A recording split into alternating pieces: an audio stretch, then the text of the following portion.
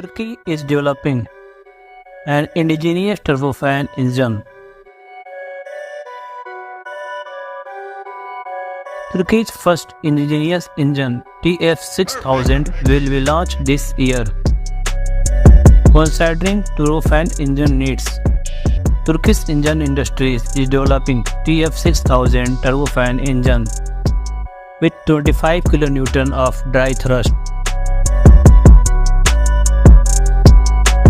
There will be an after version of the engine which will provide maximum 45 kN thrust with afterburner.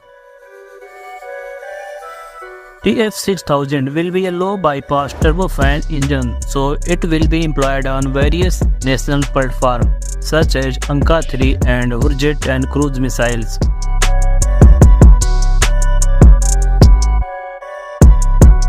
It will be a step on the way to develop an indigenous turbofan engine for the TF-X fighter aircraft.